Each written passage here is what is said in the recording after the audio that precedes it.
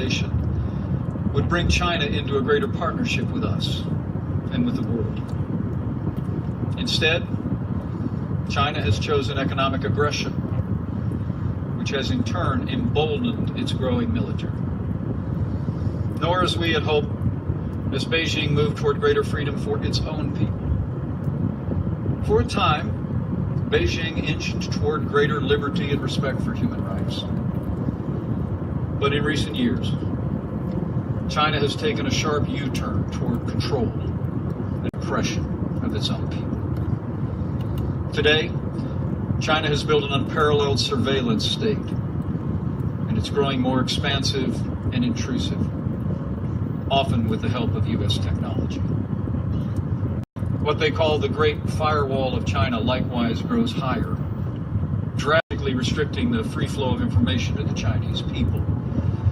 By 2020, China's rulers aim to implement an order. 我在给美国夫妇听彭斯演讲，他们两个夫妇刚才一起鼓掌。In the words of that program's official blueprint, it will allow the trustworthy to roam everywhere under heaven while making it hard for the discredited to take a single step. And when it comes to religious freedom, a new wave of persecution is crashing down on Chinese Christians, Buddhists, and Muslims. Last month, Beijing shut down one of China's largest underground churches. Across the country, authorities are tearing down crosses, burning Bibles, and imprisoning believers. And Beijing has now reached a deal with the Vatican that gives the avowedly atheist Communist Party a direct role in appointing Catholic bishops. For China's Christians, these are desperate times. Beijing is also cracking down on Buddhism. Over the past decade, more than 150 Tibetan Buddhist monks have lit themselves on fire to protest China's repression of their beliefs and their culture. And in Xinjiang, the Communist Party has imprisoned as many as 1 million Muslim Uyghurs in government camps, where they endure round-the-clock brainwashing. Survivors of the camps have described their experience as a deliberate attempt by Beijing to strangle Uyghur culture and stamp out the Muslim faith.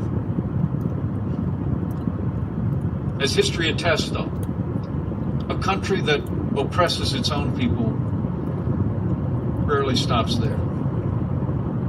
And Beijing also aims to extend its reach across the wider world.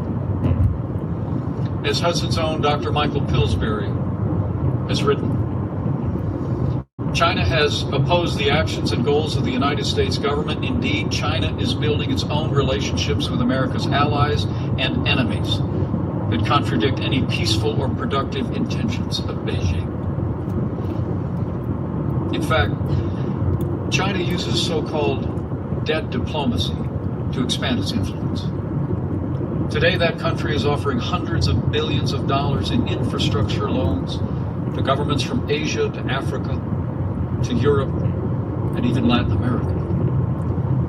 Yet the terms of those loans are opaque at best, and the benefits invariably flow overwhelmingly to Beijing. Just ask Sri Lanka, which took on a massive debt to let Chinese state companies build a port of questionable commercial value. 2 years ago, that country could no longer afford its payments, so Beijing pressured Sri Lanka to deliver the new port directly into Chinese hands. It may soon become a forward military base for China's growing blue water navy. Within our own hemisphere, Beijing has extended a lifeline to the corrupt and incompetent Maduro regime in Venezuela that's been oppressing its own people. They pledged $5 billion in questionable loans to be repaid with oil. China is also that country's single largest creditor, saddling the Venezuelan people with more than $50 billion in debt, even as their democracy vanishes. Beijing is also impacting some nations' politics by providing direct support to parties and candidates promised to accommodate China's strategic objectives. Since last year alone, Chinese Communist Party has convinced 3 Latin American nations to sever ties with Taipei and recognize Beijing. These actions threaten the stability of the Taiwan Strait, and the United States of America condemns these actions. China thinks while our administration will continue to respect our One China should policy, be part of China, as reflected in the 3 joint communiques and the Taiwan Relations Act, you know, people in America Taiwan will always believe that Taiwan's embrace of democracy shows a better path for all the Chinese people. China government hope Taiwan come here, Hong Kong come here. No, China no free. These are only a few of the ways that China has sought to advance its strategic interests across the world, with growing intensity and sophistication. Yet previous administrations all but ignored China's actions, and in many cases, they abetted them. But those days are over. Under President Trump's leadership, the United States of America has been defending our interests with renewed American strength. We've been making the strongest military in the history of the world stronger still. Great. Earlier this year, President Trump signed into law the largest increase in our national defense since the days of Ronald Reagan. $716 billion to extend the strength of the American military to every domain.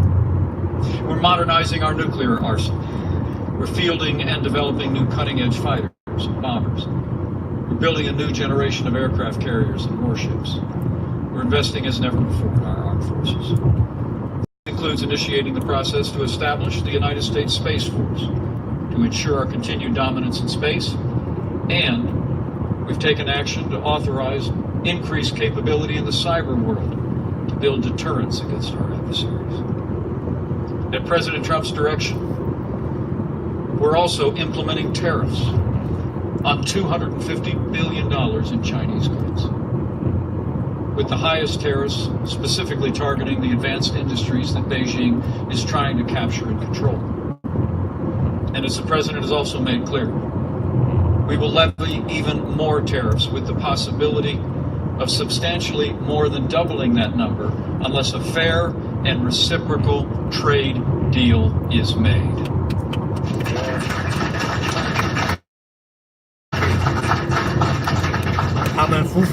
These actions, exercises in American strength, have had a major impact. China's largest stock exchange fell by 25% in the first 9 months of this year, in large part because our administration has been standing strong against Beijing's trade practices. As President Trump has made clear, we don't want China's markets to suffer. In fact, we want them to thrive. But the United States wants Beijing to pursue trade policies that are free, fair, and reciprocal. And we will continue to stand and demand that they do.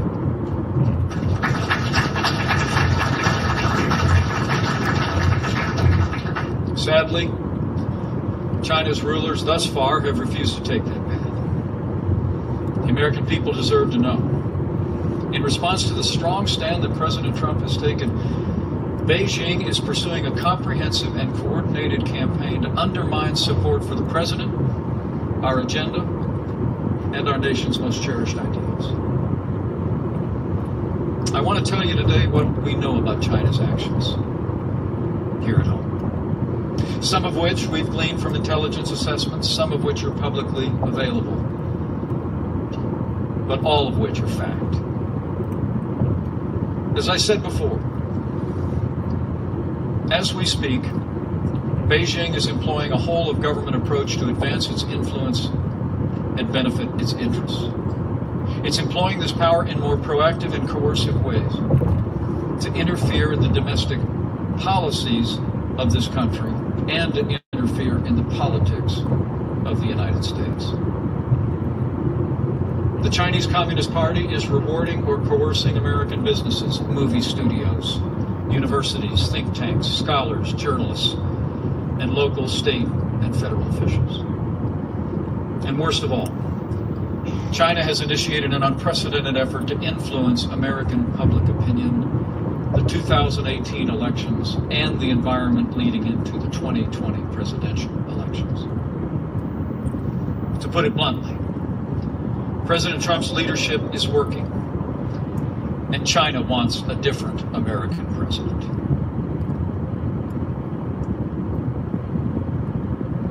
There can be no doubt. China is meddling in America's democracy. As President Trump said just last week, we have, in his words, found that China has been attempting to interfere in our upcoming midterm elections. Our intelligence community says that China is targeting U.S., state, and local governments and officials to exploit any divisions between federal and local levels on policy. It's using wedge issues like trade tariffs to advance Beijing's political influence. In June, Beijing itself circulated a sensitive document entitled Propaganda and Censorship Notice. It laid out its strategy. It stated that China must, in their words, quote, strike accurately and carefully, splitting apart different domestic groups in the United States of America. To that end, Beijing has mobilized covert actors, front groups, and propaganda outlets to shift Americans' perception of Chinese policy. As a senior career member of our intelligence community told me just this week, what the Russians are doing pales in comparison to what China is doing across this country. And the American people deserve to know it. Senior Chinese officials have also tried to influence business leaders to encourage them to condemn our trade actions, leveraging their desire to maintain their operations in China. In one recent example, China threatened to deny a business license for a major U.S. corporation if they refused to speak out against our administration's policies. And when it comes to influencing the midterms, you need only look at Beijing's tariffs in response to ours. The tariffs imposed by China to date specifically targeted industries and states that would play an important role in the 2018 elections. By one estimate, more than 80% of U.S. counties targeted by China voted for President Trump and I in 2016. Now China wants to turn these voters against our administration. And China is also directly appealing to American voters. Last week, the Chinese government paid to have a multi-page supplement inserted into the Des Moines Register, the paper of record of the home state of our ambassador. China government hope Trump get off. In 2018. He's not going And anywhere. 2020. No way. Yeah. The supplement designed to look like the news articles cast our trade Yesterday, policies Trump as reckless and harmful to Iowa. God hope me kill China government Americans are yesterday. Yeah. For example, Good. American Thank God. farmers are standing with this president. Plus Chinese And see people. real results from the strong stance that he's taken, including this week's U.S.-Mexico-Canada agreement, where we've substantially opened North American markets to U.S. products. The USMCA is a great win for American farmers and American manufacturers.